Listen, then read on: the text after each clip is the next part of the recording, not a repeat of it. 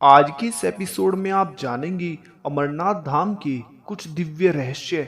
आखिर कैसे अमरनाथ धाम अस्तित्व में आया और अमरनाथ धाम में प्रकट होने वाले बर्फ के दिव्य शिवलिंग के क्या रहस्य हैं। वह शिवलिंग किस प्रकार प्रकट होता है और अमरनाथ धाम की दिव्य गुफा को किसने बनाया।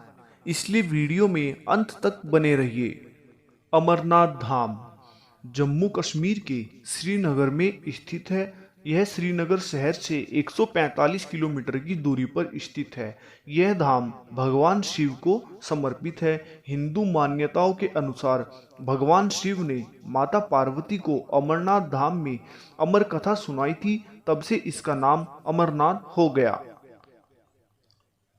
अमरनाथ धाम की दिव्य गुफा समुद्र तल से 13,600 फीट की ऊंचाई पर है तथा इस गुफा की ऊंचाई 11 मीटर तथा चौड़ाई 16 मीटर है तथा यह गुफा 20 मीटर गहरी है और चारों ओर बर्फ से घिरी हुई है।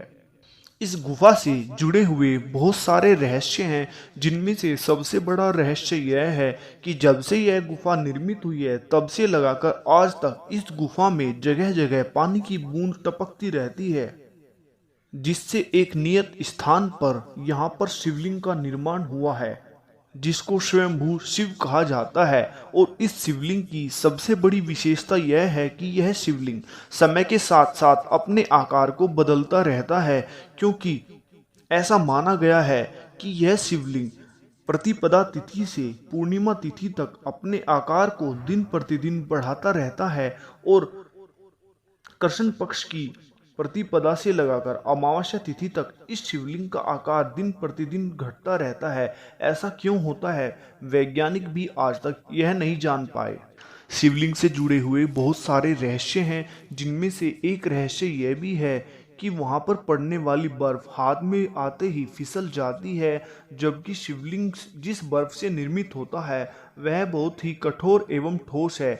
ऐसा क्यों है, आज तक इसका किसी को कोई ज्ञान नहीं है। इतिहासकारों की माने तो अमरनाथ धाम में श्रद्धालुओं का आना जाना महाभारत काल से है। पुराणों में तथा कुछ पुस्तकों में इसका वर्णन मिलता है, लेकिन पुरातत्व विभाग के अनुसार यह गुफा लगभग 5,000 वर्ष से भी प्राचीन है, जो आज तक अस्तित्व में बनी हुई है। वैज्ञानिकों के अनुसार जब वैज्ञानिकों ने कार्बन डेटिंग विधि से इस गुफा के सैंपल का टेस्ट किया तो उन्होंने यह बताया कि अमरनाथ धाम की दिव्य गुफा हिमकालीन है, जो कि आज से 12,000 वर्ष पूर्व का है। इसके अनुसार अमरनाथ धाम लगभग 12,000 वर्ष पूर्व से अस्तित्व में बना हुआ है, जो कि एक बहुत ही रहस्यमय बात है। 12वीं सदी में कल्हण के द्वारा लिखी गई पुस्तक राजतरंगिणी में अमरनाथ धाम का जिक्र मिलता है। ऐसा माना जाता है, उन्होंने अपनी पुस्तक में लिखा है, 11वीं सदी में रानी सूर्यमती, जो कि जम्मू कश्मीर के शासक की धर्मपत्नी हुआ करती थी, वह एक गुफा में भगवान शिव की पूजा करने के लिए जाती थी और वह शिवलिंग बर्फ से ही निर्मित था। तो इतिहासकार मानते हैं कि वह शिवलिंग जरूर अमरनाथ धाम ही है। आइए अब हम जानते हैं आधुनिक समय में अमरनाथ धाम किस प्रकार अस्तित्व में आया।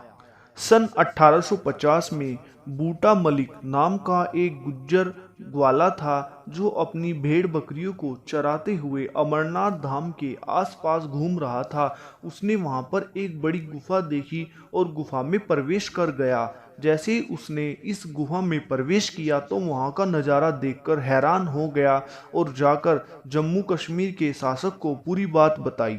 तब जम्मू कश्मीर के शासक ने वहां पर आकर देखा और गुफा में बर्फ की एक दिव्य शिवलिंग को देखा और जाकर वहां पर प्रणाम किया और तब से अमरनाथ धाम पुनः अस्तित्व में आया।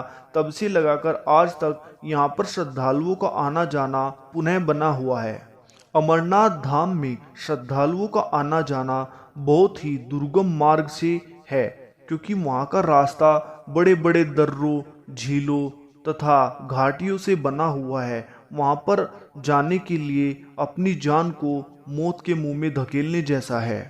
लेकिन श्रद्धालु अपने मन में श्रद्धा रखकर बड़ी हिम्मत से वहां पर जाते हैं और दर्शन करके सकुशल अपने घरों को लौट जाते हैं।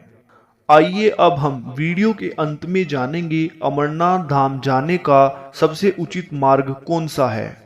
यात्री सबसे पहले जम्मू कश्मीर से 315 किलोमीटर की दूरी तय कर पहलगाम जाते हैं, जहां से 8 किलोमीटर की दूरी पर चंदनबाड़ी तथा उससे 14 किलोमीटर की दूरी पर शेषनाग धाम है। शेषनाग से आगे चलने पर पिस्सू घाटी है, जो कि बहुत दुर्गम मार्ग है। पिस्सू घाटी से आगे निकलने पर पंचतरणी आता है, जो कि जोखिमों से भरा हुआ सफर है। जरा सी गलती आपकी जान ले सकती है, इसलिए श्रद्धालु वहां पर बहुत ही सावधानी से चलते हैं। पंचतरणी से आगे निकलने पर अमरनाथ धाम की दिव्य गुफा के दर्शन होते हैं। यदि आपको यह वीडियो अच्छी लगी है और अमरनाथ धाम के जो रहस्य हमने बताए हैं वह आपको अच्छे लगे हैं, तो हमारे चैनल नॉलेज पैनल को लाइक कीजिए, शेयर कीजिए और सब्सक्राइब कीजिए।